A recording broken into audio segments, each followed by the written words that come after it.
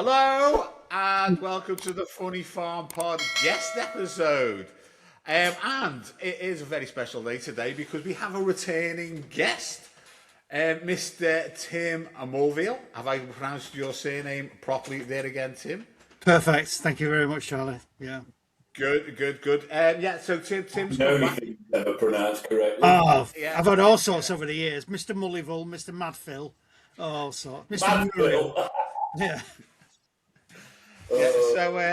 Tim's back. He wants another hour session with us. So Tim, do you want to quickly go through what you do, what you're up to, so if anybody's listening for the first time, they can get an idea of what you're about? My name's Tim Mulviel. I go under the name of The Accidental Writer because I fell into comedy writing quite by accident. A friend of mine started appearing on a heavy metal, a rock radio station, Hard Rock Hell. He moved his show to the middle of the morning, and I said, "Why don't you do Simon Bates, sort of like our tune?" And he said, "Well, okay." Sort of spoof. You write them and I'll put them on. So I started writing them. They became really successful. Well, he says they're successful. I started writing other sketches and things and whatever. A lot of it's based on whatever impressions my friend Scott. It's called Scott Knowles, and he's just actually landed a show on Ribble FM, which is one of the Northwest proper radios. So Ofcom. Is that based in Preston? It's up that way, Preston, Chorley, that kind of area. That's my. That's an AI of it. That was taken at. We love a bit of AI. We love a bit of AI in the fun. Stand AI. Bit leaner. Awful. Yeah, I look a bit more studious there. Yeah, Scott made this for me. It's getting all technical now. We're having things moving about. So if people want to go and add Tim, that's what you're looking for. That's my sort of like picture. So I call myself The Accidental Writer. So just got into it now. I'm not sort of like working away all day every day, but I do get quite a lot done, and try and spend some time every day getting stuff done. I've got piles and piles of written notes and what have you. If it was like if I still smoked, it'd be like fag packets and what have you. But yeah, we get stuff down and I email it off. And I've never had a part yet, so I'm waiting.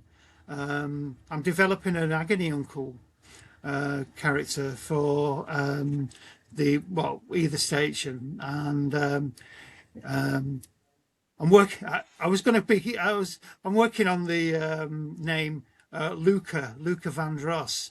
That is this Agony Uncle. Thank you, Charlie. That's the first laugh. Yeah, but he doesn't really like doing medical stuff. He just likes the sexual sort of, personal stuff. Yeah.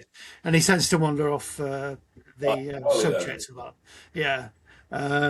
What did Lenny Henry used to do something? I mean, he wasn't an Agony Uncle, was he? He was like a singer, wasn't he? In like a cod piece. Oh, Theophilus P. Wildebeest. Yeah. He said, Have you got any African in you? Would you like some? Yeah. The days when you could tell jokes like that, I guess. He actually gets, if you ever see a post with Lenny Henry on Facebook, you go through the comments, and he is absolutely hated nowadays. Yeah. About funny as this, funny as that. I'd rather have made things nailed to a coffee table or something, that whatever. And such really, about as funny as, being run over.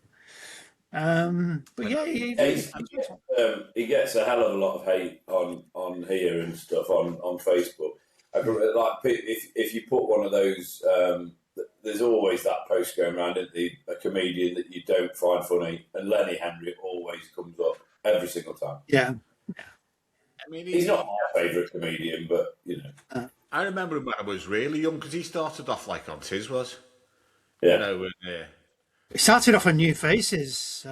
Like, New Faces, but yeah. yeah. But he was Okay, yeah. he was doing all the things like Frank Spencer, and all those Yeah. kind of impressions. And still he found his own sort of like voice, as it were. But yeah, Tiz was. Saturday, is Tis was day. Now, could And anybody Bob. remember? Anybody remember the adult spin-off, the Saturday night adult Oh, spin-off? It was called No. OTT, and Oh, see, it I ran for about a vaguely season. remember something. Yeah, early Was that '80s. Chris Tarrant? Was that Chris Tarrant? Chris Tarrant, Bob Carroll, G's. Trying to Oh, think, Lenny Bob Henry. Carroll. Yeah, You know, my claim to fame, Bob Carroll, geez, is is your dad? but it. He used to have a dog called Spit the Dog. Do you remember him, yeah, Spit the Dog? yeah. Well, my claim to fame was that I'm a Freemason, right? And I had a ladies' night, and Yeah. I had a ladies' night when I was in the chair. I was in the chair of the lodge, and they had a Yeah. ladies' night. You're not one of them, and all are you? Yeah. Yeah. No, no, no. Anyway, I'm with Bob, Grope Bob, Show. Bob Carroll, geez, turned up to my one of like somebody bought him as a guest. He turned up to my ladies' night with his lady and stuff. It's open to non-Masons as well, So it was great. So Bob Carroll, geez, was there on my ladies' night. So that's my claim to fame. And also on that ladies' night, I got pissed and proposed to my wife. That's when I proposed to her, got hammered, and I proposed to her. We had like a Mersey beat band on. We got Beatles there. We had like a Mersey beat band on, and I just got on the mic, pissed. And I had a beer can ring. Somebody marry me on me. Oh, I got down on me knee, and her daughter was there, and that with her boyfriend. It was mad. Did she say yes? Sounds like the least romantic. That sounds like the least romantic proposal I've ever fucking heard. That I know. It's so unromantic. Bob Carroll was there. He never had Spit the Dog, but Bob Carroll was there. Yeah, I Charlie. was just going to say, you sacrificed the dog. The fact that Bob Carroll G was there doesn't make it actually more romantic, Charlie. In any, I think it does. Yeah, well, I think it does. It's a talking point, isn't yeah, it? yeah, What's all this? I put flowers on the bed or on a beach or something, and we hired like I don't know 3 eunuchs to serve us, and all that bollocks. I think the bit that did it for me, mate, if I'm being honest, is like you've gone to a Masonic dinner, so women aren't normally allowed to be. Oh, here we go. Just let them sneak in the back door for this one night, right? And Bob Carroll Jesus turned up, so you've got all shy and that, so you thought, tank myself up with ale. And then, what's going to be a good idea? I'll get down on one knee in the Masonic Lodge and propose to my missus. And you've told everyone, or all 10 people that listen to us and watch us, that you did that. yeah. There you go. Actually, all the people. If that goes on a clip, we're getting thousands now watching our clips. No fuck you. Anyway, Tim, we're going off subject here. If we were to ask Anne Marie on the pod, and did she think it was a really nice romantic way to propose? Yeah, you've got to understand how special a ladies' night is in the lodge. It's like set out like a wedding anyway. We're at the head of the table because I was in the chair, so we're head of the table. It's like a wedding breakfast anyway. Right. So you need to understand, and then you got all the pomp and ceremony of the Masonic stuff that goes on with that. And it was a really special day actually, and I just felt like I needed to do it then. But you can take the piss out of me as much as you want. I don't give a fuck. But anyway, Okay. we're here to talk about. Tim, you know what? Darling, I have a question for you. Could you do me the honour of shaking my hand and being my wife? And here's a beer can ring. It's a funny answer. You know what? Because we had ladies. Like when I first met Anne Marie, when we first started going out, she come round to our lodge, and we had a Christmas do, and so I was sort of like in the lodge, and I said to her, you need to know the secret ring on the doorbell. Because you have to ring the door, and she said, "Oh, what is it?" I'm going, "It's ring, ring, ring, ring, ring, ring, ring, ring." She's going to me for about 2 days. Is it ring, ring, ring, ring, ring, ring, ring, ring? I said, no, it's ring, ring, ring, ring, ring, ring, ring, ring. I was winding up for about 2 days. Yeah.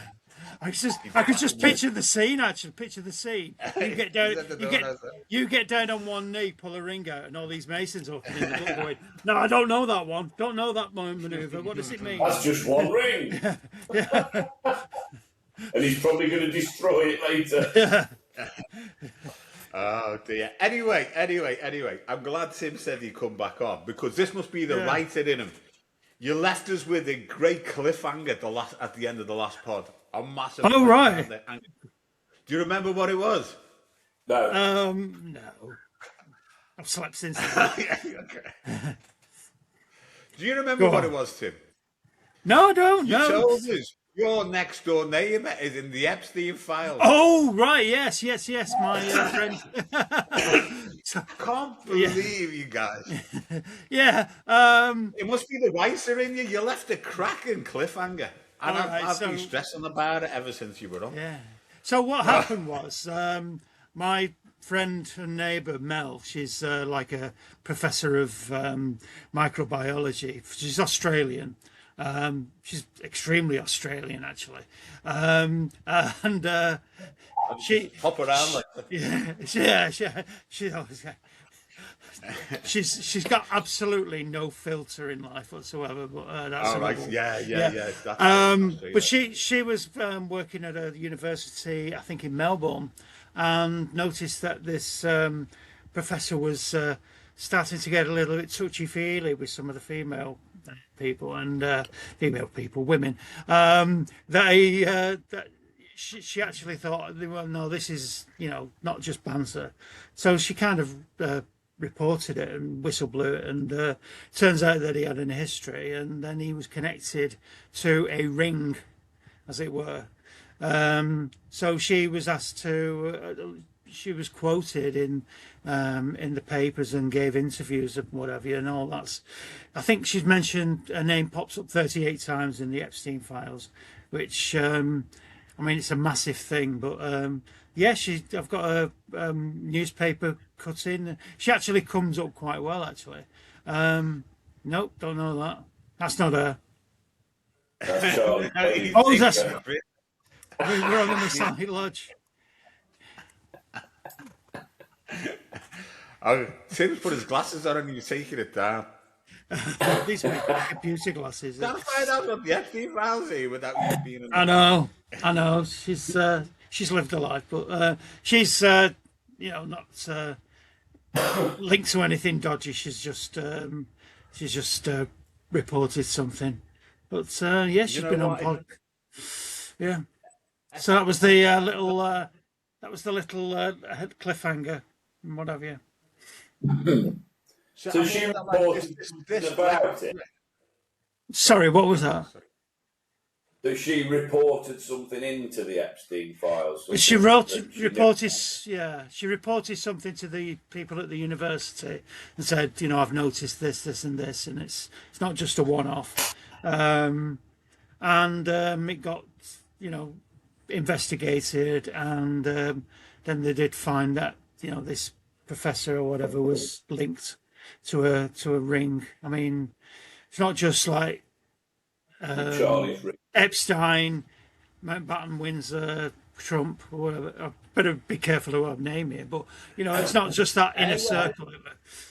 I tell you what, I don't know if this is deflection from the Iran war or what, but Melania Trump come out last night and said, I've got nothing to do with the fucking Epstein. Yeah. Which don't. Yeah. Fuck all to do with me. Yeah. So, you know what? As soon as you start saying that, it's like, guilty. Yeah. I never met Donald Trump through Michael Epstein. I never met Trump through Jeffrey Epstein. She obviously... I thought you were going to say Michael Barrymore then. I know, yeah. What's going on here? I've got Michael's on my brain. Anyway, so there's obviously something going on. There's no smoke without fire, is there? With her admitting that, going on record in like a press conference or whatever she was at and saying that, I think that's bizarre. Yeah. I mean, there's photographs. I mean, if she says they're fake, Yeah. there's so many experts who will say, actually, no, they're not. We can tell the difference. You and I can tell the difference when something's fake. Yeah. When it's AI. I noticed you like that picture I put up last night of the moon landings and the burying the Epstein files on the moon. Yeah. Yeah. The only problem with that is that we've never walked on the fucking moon. I'm not getting back into that one today, Tim. Sorry. I'm not getting back into that one with him today. It actually gives a reason why, though, because I did ask. Yeah. One of the questions I asked the other day when we were chatting about this was, why? Why bother? What's the fucking point in walking on the moon? This does give a reason, doesn't it, to bury evidence. Yeah, true. Never going to come out of it. I just want to go back to something that Tim said before about Australians don't have filters. I remember the first time I went to Australia. It was when did Daddy move out there? He's been out there for about 20 years now. That was a right flex. That was, wasn't it? 20 years ago. Anyway, and I was listening to the Australian Eagles football commentary, and they were talking about some player, and they're going, right, look at this guy. This is my best Australian accent here, Tim. Yeah. Sorry. This is just material for you now. Yeah, look at this guy. He's playing like a right puff. And I'm like, you can't say that. You can't say that. And these Australians were saying it in their commentary, you know what I mean? And that was like 20 years ago. And it's like, they've got no filter, haven't they? There was definitely... You get cancelled, wouldn't you, as a commentator? You definitely would. And there was... I got Dame Edna Everage vibes then, Tim, did you? There was a little bit of Dame Edna, but possums, yeah. Barry Humphries. Yeah. Possums. Maybe you've got a bit of Barry in me. Barry and Bob, we're getting there, Maybe you should have an alter ego. Maybe you should start dressing up. Ooh, you're dressing up as an Everton fan. Yeah, that's true. And getting back onto that, Tim did say he was trying to get a Liverpool shirt. Go on, Tim, you can explain it. You were trying to get a Liverpool shirt. I was going to try and get a Liverpool shirt just to come out in sympathy, but my mate, he's from Bootle, so he's a massive Everton fan. So I sent him the picture of Charlie there with his Everton shirt on, and he laughed his cock off, as it were. He was very, very amused with that because. There's no time for United, no time for Liverpool. What? Tell us about you, mate. He's got a really interesting job, he has. Yeah. Yes. So I think that was before Chris bothered to turn up. At the time, wasn't it? Oh yeah. We were chatting before. Thank you. I'm your guest. You can't do that. Can't do that. We like mates now, Tim. Don't worry, Tim. Part of the pod family. Sorry, is this thing on? You've got to treat me special because I'm your guest. You're like part of the family, brother. You will win the showdown today, mate. Don't worry. Anyway, No, my friend Del. Question could be name an animal that could easily eat a pineapple. I would say Tyrannosaurus Rex, and you'd say fucking Newt, and you'd win. Yeah. Oh, nice. Okay. Oh, no, Tim's trying to talk here. Come on, shut up. Go on, Tim. Sorry. I must apologise to my co-host. That's all right. Sorry, I just somebody inserted a pineapple into the conversation then, and like a bit of swinging. I'm doing a gig in the swinging club. A friend retired from teaching, wanted to wind down a bit and get a kind of a lighter job, and ended up as a guide on the Beatle tour in his own town of Liverpool. Absolutely loving it, he knows. I think he's forgotten more about the Beatles than I've ever discovered. So good luck to him on that, jammy bastard. He really fallen on his feet there. Yeah. It's better than collecting trolleys. Yeah, I mean, when Chris wasn't there and we were chatting amongst ourselves, as I was saying, that I never really got into the Beatles until probably like about 5-10 years ago. Or we were chatting about music before. As I said, when I was younger, I was like into. I had a mate who was into Paul McCartney, and he loved Wings and all that, and it just didn't do anything for me. Then I was more, into Cult Echo and the Bunny Men and that type of stuff. I was into. Paul McCartney can't sing. You know what? He was absolutely amazing in Glastonbury a couple of years ago. Was he? He was amazing, absolutely amazing. He was. I think out of the Beatles, I think don't get me wrong, incredibly talented guy. No disrespect to the chap, but out of the Beatles, he's got the worst voice. I don't think he's very good. I think I like Ringo's few songs better than some of his. You know what? I like Band on the Run, and I liked Live and Let Die, but Guns N' Roses did a better version of Live and Let Die than. I think the thing with the Beatles was they all got involved, wasn't it? It wasn't just like one person. Yeah. No. It was like a collective, wasn't it? And it was just like a collective of minds. And But it was, so good. yeah. I can appreciate that now I'm older. I never appreciated that when I was younger. Yeah. I can appreciate that now. If you look at the, I was watching the Get Back, the sort of like almost like Fly on the Wall of them making Let It Be, and it's very much McCartney's band by then. He's very much, that was amazing. That on Disney Plus, that was amazing. It went on for about 10 hours or something, didn't it? Oh yeah. It's one for the connoisseur. It's not a sort of like with a passing interest. Yeah, the way they actually composed Let It Be and they went through that. Yeah. Well, He's a talented guy, fantastically talented guy. Mm-hmm. But I liked the early Beatles stuff, though. I did. Yeah. So, like it was more rock than because it all went a bit. I Want to Hold Your Hand and all that stuff. I didn't like that. Yeah, I did. Yeah. When it went all Hey Jude and stuff like that, I was a little bit less well, I'm not as interested. I wasn't around, was I? But I'm not as interested in that. I suppose, like for me, they always ask the question: is the Beatles or the Stones? And I'd probably say I like both, but I'd probably say I was more of a Stones fan than the Beatles. Never got into the Stones big time. Just I like quite a few of them, but never sort of like getting into the Stones. It's what you brought up with. You look at my record, well, not my, but the family record collection. My brother and my sisters were all a lot older than me. So there were things like the Small Faces and the Kinks. Those were the albums that were around and that were, you sort of like snook in and had a play of them. So I really like the Small Faces in that era as well. Yeah. We had a bit of a family. I don't know if your family have got one of these sort of like a folklore in your family. There's something something in your family. We've got one, and it was that our mums, because we've got a lot of cousins, and they're all mums. Our mum's cousin was the road manager for the Beatles, Mal Evans.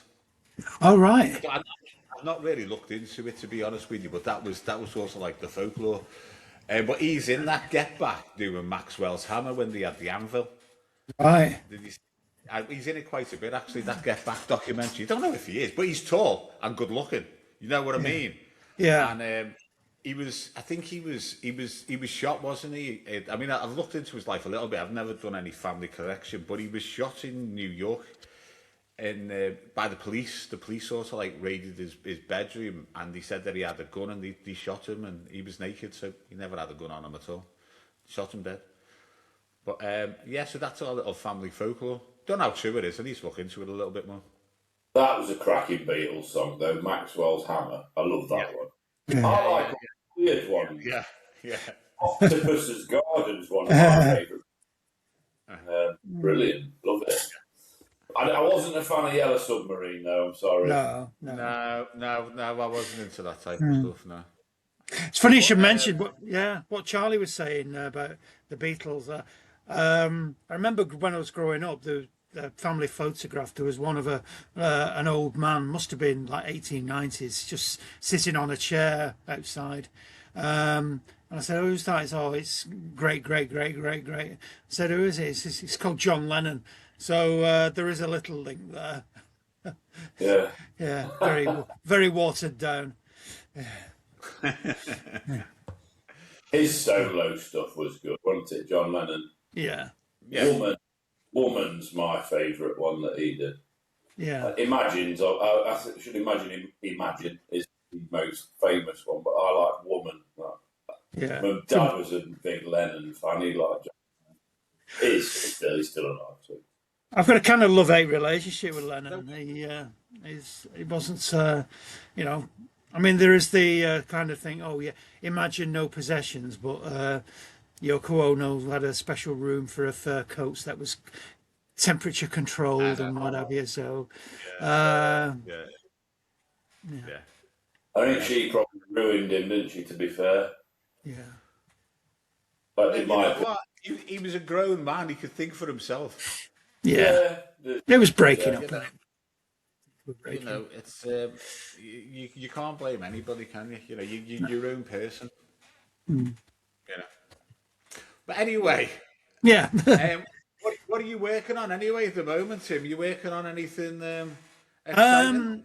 Yeah, I'm doing another Your Song for hopefully for next week. Trying to do it from a perspective of a 15-year-old. So I'm trying to write. Every so often I do one out of the ordinary. I did one a few weeks ago that was supposedly found in the archives of the radio station and recorded in 1925. So I wrote it. I wanted to avoid doing like the Harry Enfield, you know, the Mr. Chomley Warner. So Scott did. He got some old-fashioned music on the background and did that kind of voice with it. And tonight's story is from a Mr. Chichester from Carshalton Beaches, and he writes, you know, that sort of. He does the voice better than me, which is why I'm. Obviously. Yeah, but I've got one going out. A little plug here. Got one out going in this afternoon. It's show on Hard Rock Hell, the Northern Transmitter Test. Starts at 3. My bit is one of my bits. My main story is on at about 2:15. So that's when he usually plays that, and I think it's one of my best ones. But the problem with when I write stuff for this guy, he's a brilliant mate. He's just love him to bits. If it's a sketch or anything like that, he'll rehearse it and he'll use all his sound equipment and make it so professional. But if I send him one of the stories, he insists that the first time he reads it is that when he does it on the show. So, yeah, which is kind of dangerous, but a lot of the fun that comes from it is him having that initial reaction. So he does sort of like action. Yeah, that's great. corpse. Yeah. Yeah, Chris, you know this term, corpsing. You got it in. So when you just crack up and whatever. So I do try and lay some kind of like booby traps for him here and there. I did once, but he walks in. Yeah, he walks in and said, "Good afternoon, ladies," and Scott went, "Good afternoon, ladies." I said he had a normal. He had a normal northern voice and not that Roger Moore voice you've just used. So he cracked up there and had to go back and do it again. And he said, "You bastard, I'll get you."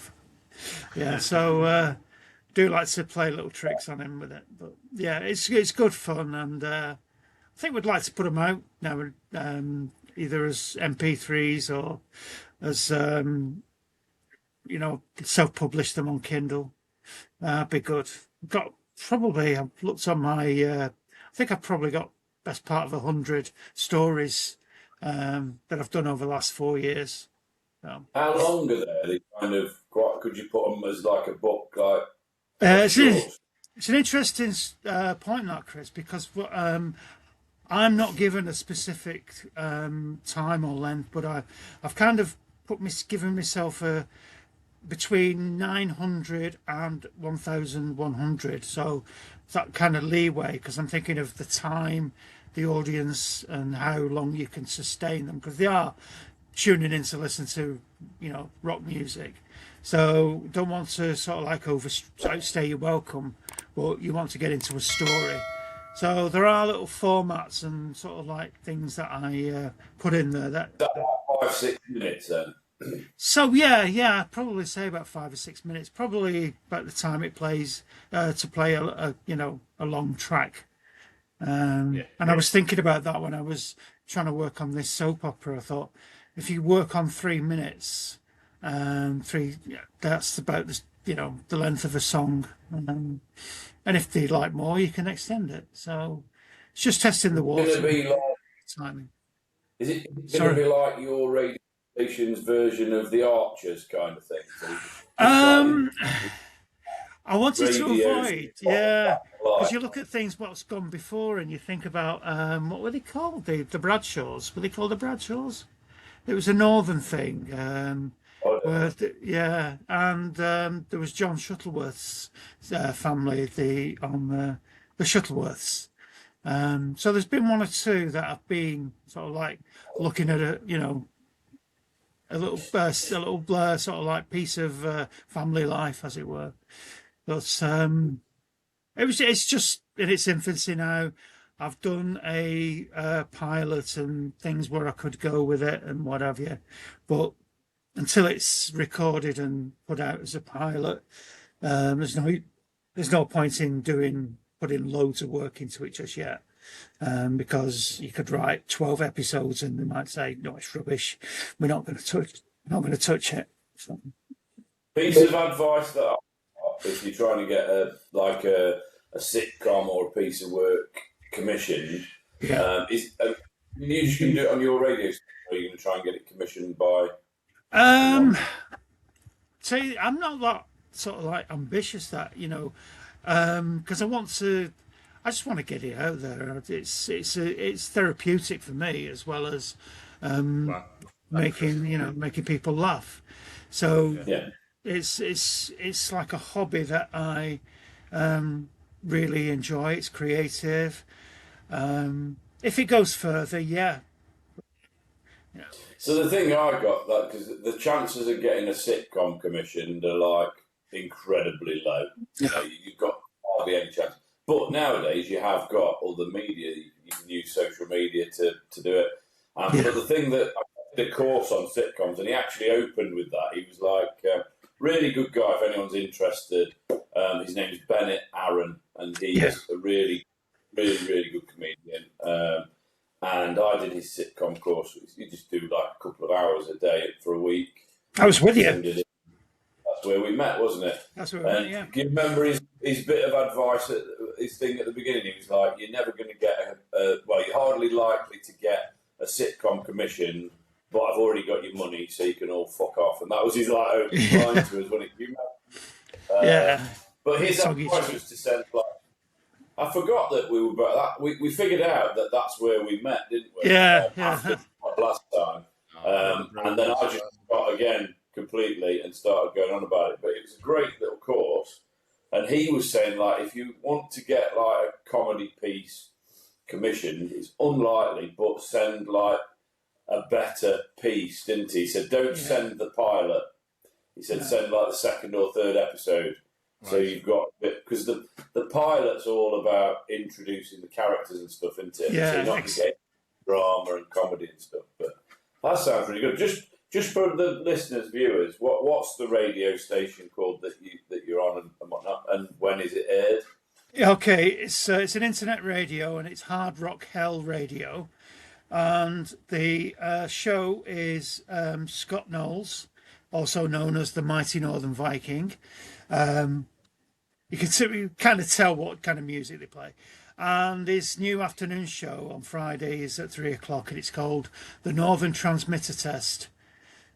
And that's on Fridays. But you can hopefully use the Listen Again facility on the website. There's been some kind of issue with them putting it out separately as a podcast with legality and copyright and all that.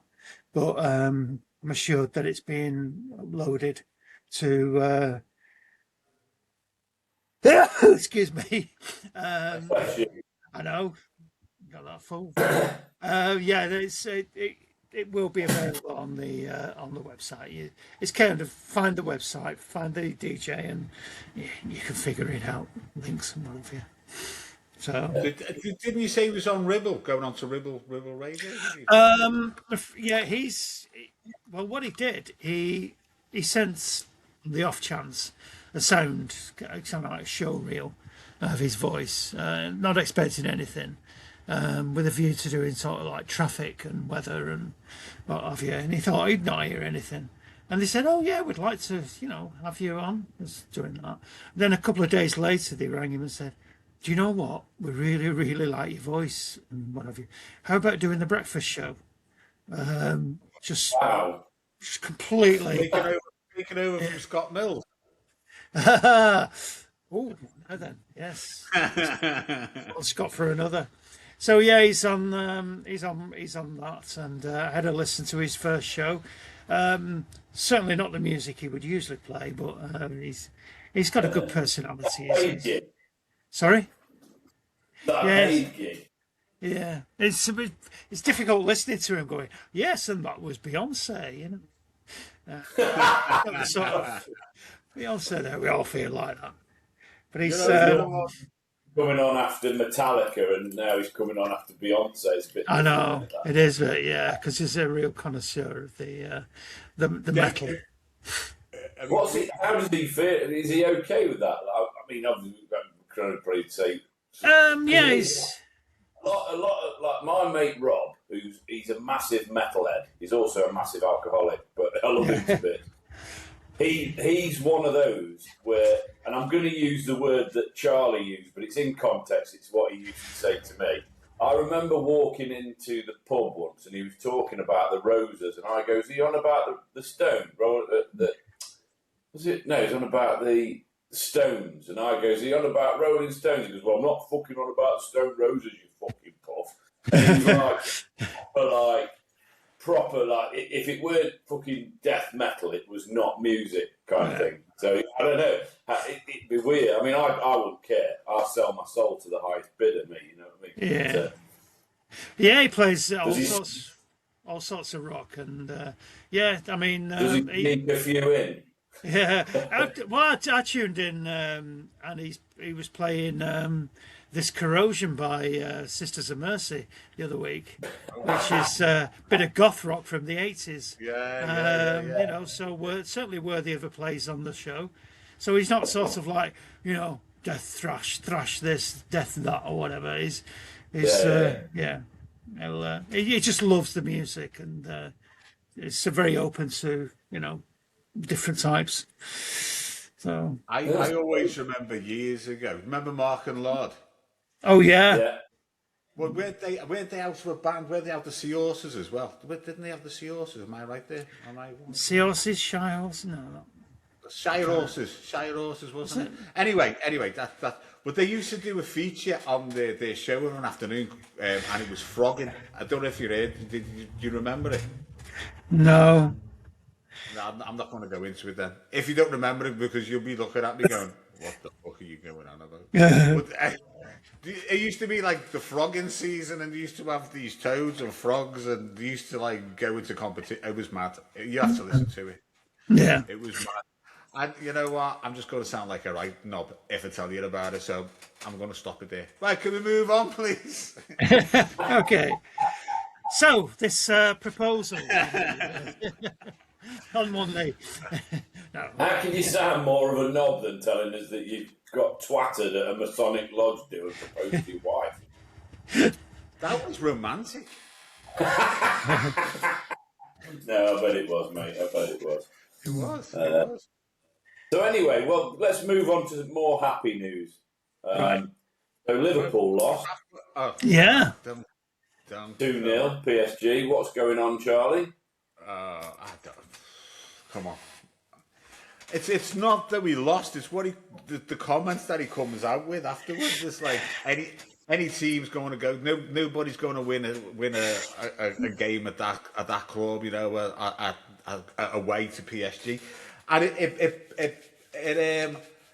it sort of like echoes back to who was that bloody what was that guy Roy Hodgson.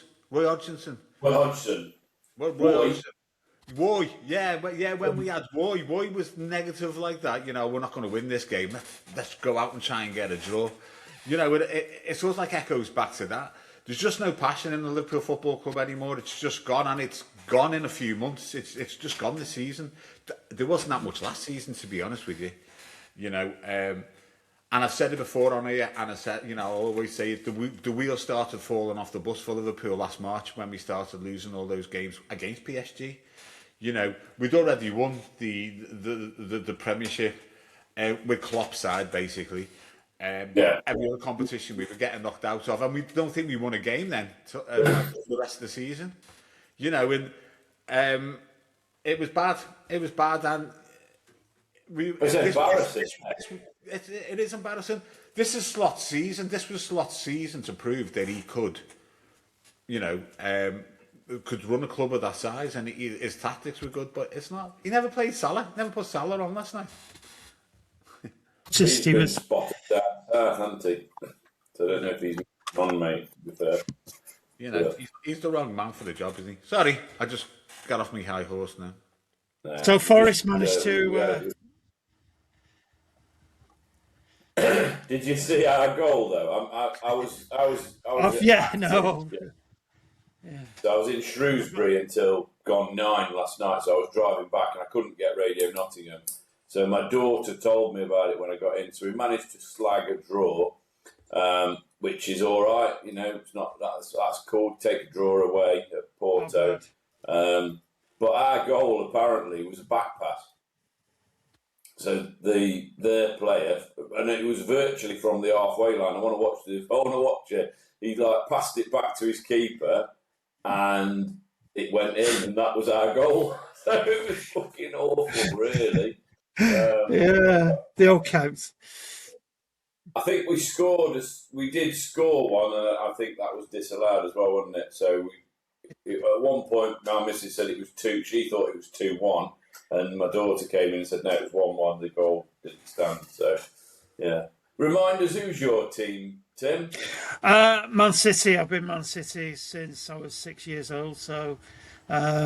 Yeah, I went through all the 90s being relegated and all that stuff, and having to put up with the United people going, City. You know. I remember when you first moved into that ground because of the Commonwealth.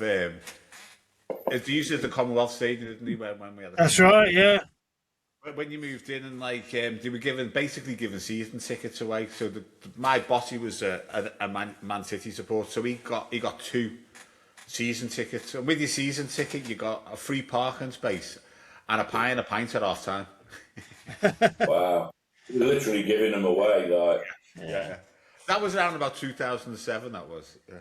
Yeah, it was 2008 when the money came in. So, yeah, I know it's... Proper nice ground, though. Yeah. Yeah, it's a great ground, that, yeah. Because it's right next to the Co-op. I've been in the Co-op a few times. You know, the Co-op Arena, the new Co-op Arena. Yeah. I used to go and watch. I'll go on one again. I saw Eric Clapton in the Co-op Arena. Was it last year? I just thought you were going to go. I saw Eric Clapton the other night in Co-op. Yeah. in the Co-op Arena, honestly, I'm like, I've never, because Eric Clapton's amazing. I love, I love Cream and everything. You know, Eric Clapton. And it was so disappointing. It was like watching some old fella just jamming in his bedroom. Like Buskin we saw in Chester when we did the special. Yeah, he was disappointing. We did a special in Chester, Tim, and there was this guy. So I don't know if you've watched the episodes or whatever, but we had the flat earther. He was an interesting bloke. But there was this chap in a mobility scooter, weren't they, singing Christmas carols in a foreign language. It was like, fuck me. Have they run out of budget for the X Factor or what? This guy in the middle of it's novel. Yeah. Bit of a novelty act. Yeah. Yeah, we need to do some more out on location stuff. So there might be something interesting though. I got contacted by a comedy mate of mine yesterday, and there is a potential that we might be doing at one of the festivals. I won't say too much at the moment, but we might be doing a live pod. So in front of a studio audience. So that'll be good. It could go either way, that could, mate. It could go like... Yeah. I've never seen really established podcasts do live, but yeah, it could be interesting. Yeah, I'd certainly. Well, considering we don't plan anything. Yeah. Well, it's very mental health based kind of thing. I think that's why I've been approached about it. Yeah. So yeah, but I mean that's what we're all about. But you know, I suppose you open yourself up to a bit of audience interaction and stuff, which can go either way. And I'm not technologically advanced, so how the fuck we would get that recorded and banged onto the pod, I don't know. But it would be interesting to do it. It'd be like a special, a live special. But let's see how. I mean, look, I don't know if we're big enough for that at all. And I don't know if I can handle hecklers. You punch them, you would, wouldn't you? You can't do that, Charlie. You can't do that. I'm not aggressive. Come on. Yeah, so that'd be quite interesting anyway. And I thought it might be, you know, I don't know whether we just do it the two of us or whether we might get a couple of guests to go with us. I think if we were doing it, we'd have to get a couple of guests on, wouldn't we? Potentially. Or we just pull someone out of the audience. That's it. Yeah. That is interesting. Yeah. I'll warm them up with me comedy, so they'll all be sexualised. Yeah. And I could do some of my pub jokes. I wouldn't. Have you got any new ones for us, Charlie? Give us a couple of your best. No, I'm unprepared. You never asked me to pull out any jokes today, so I'm not very prepared today. So. Right. Well. Oh, actually, go on. How many masons does it take to change a light bulb? Is it a secret? It's a secret. How many psychologists does it take to change a light bulb? One. But it's got to really. Who's got to really want to change? This is an Alexi Sale one. Is it? How many anticlimaxes does it take to change a light bulb? About 3 or 4.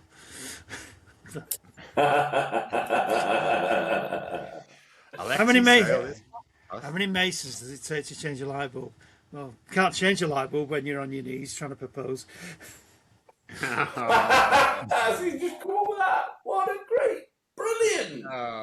Right. Okay. Are we going to go for the most exciting? Yeah, go for it, mate. Go for it. We're at the time. So you've obviously gone through this process before, haven't you? I'm going to ask you now, then, Tim. Do you watch the pod? Yes, I have watched. As I said last time, I've been. His episode. I dip in and out.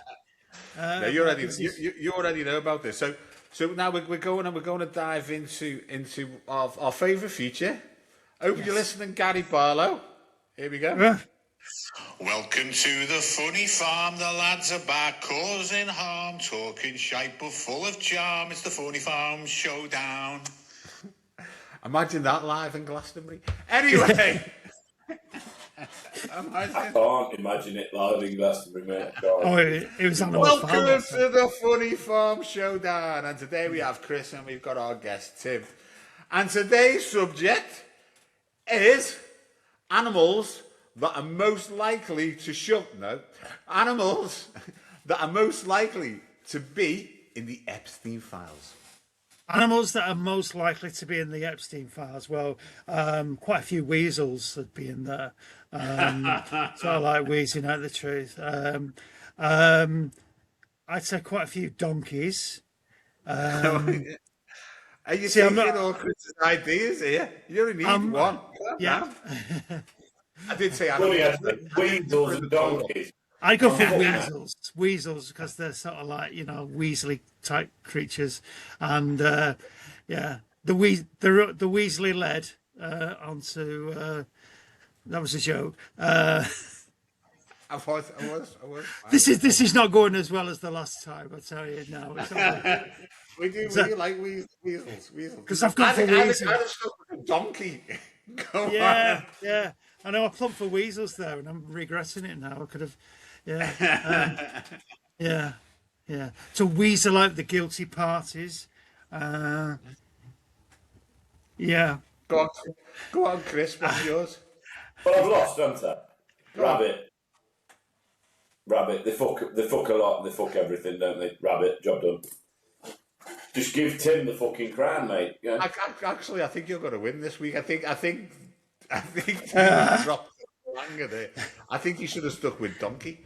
And you can see he was trying to dig himself out of a hole with weasel. We had to cut him short in the end, didn't we? Yeah. Yeah, particularly the bad joke.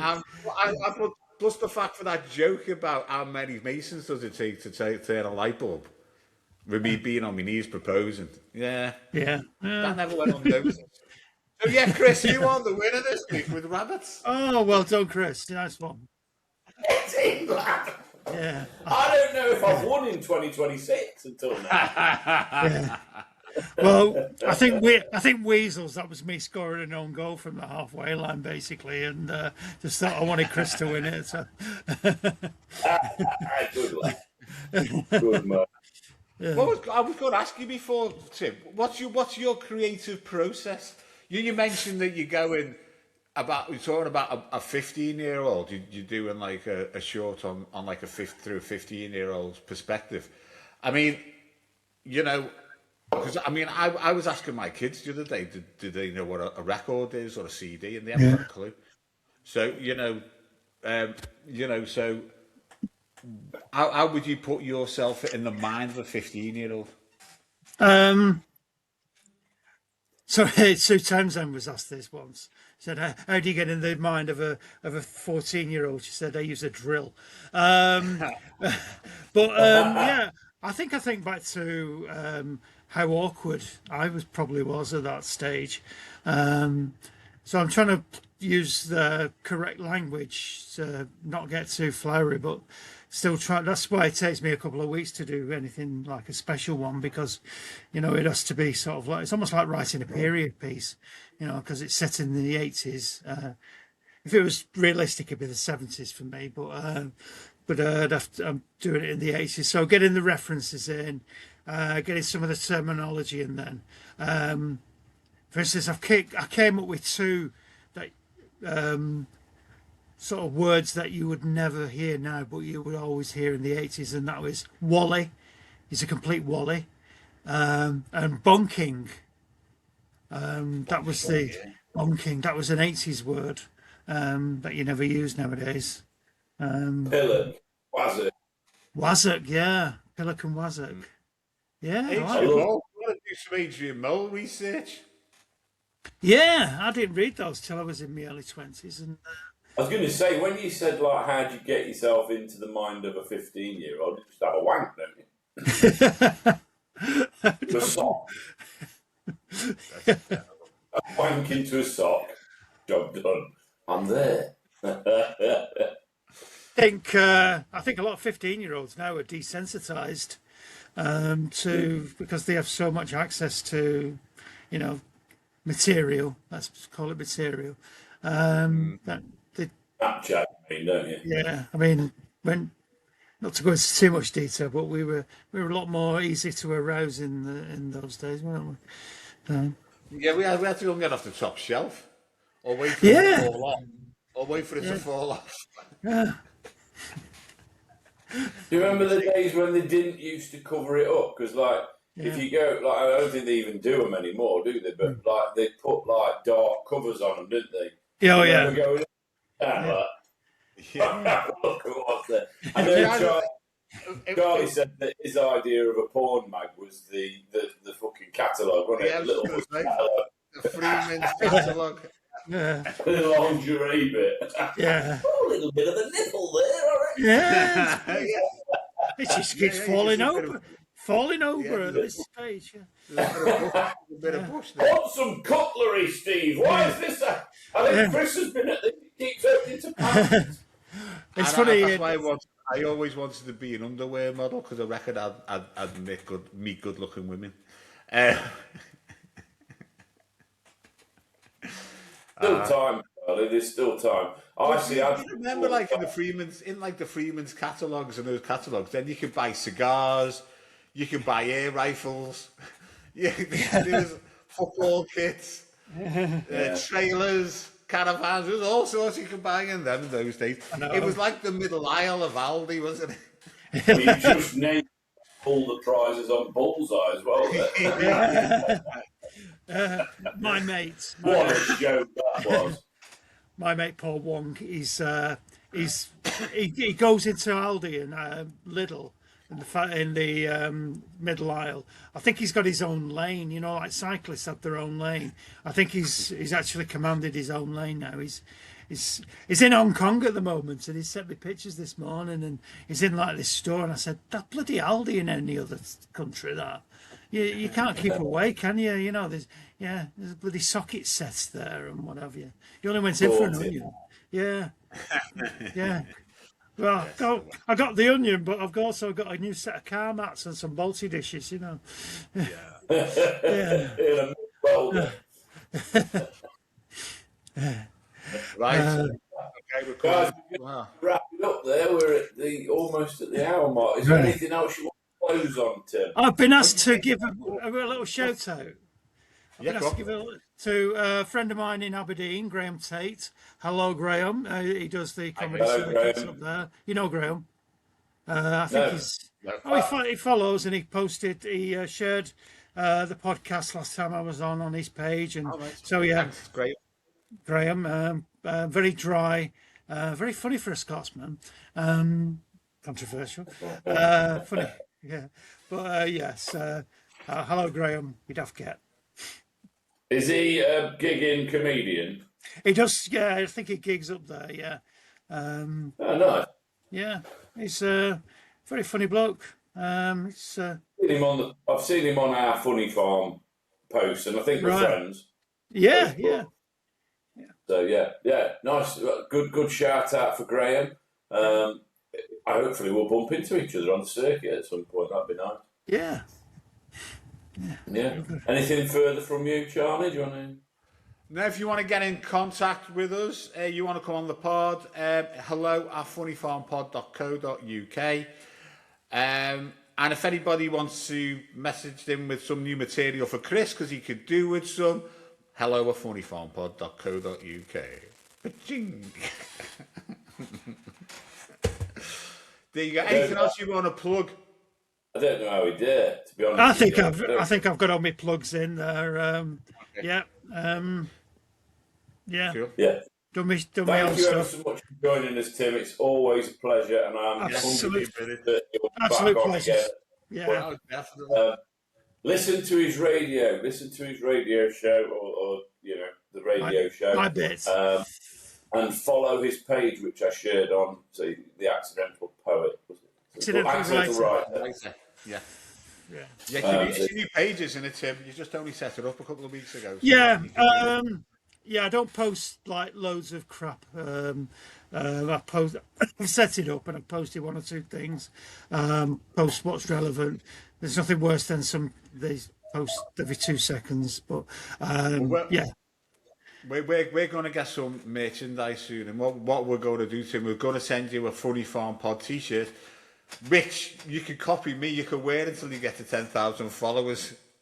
Yes, that'd be great. Yeah, I would do that willingly. Yeah. There you go. Yeah. You're the first here. Yeah. What the I'm ready. Yeah. I don't get how he fucking comes out with this shit, I don't, to be honest. You're stealing this material. I know you are. I can see your little head going. Your little symbols and that. Love you all. See you guys. Bye. See you. See you guys.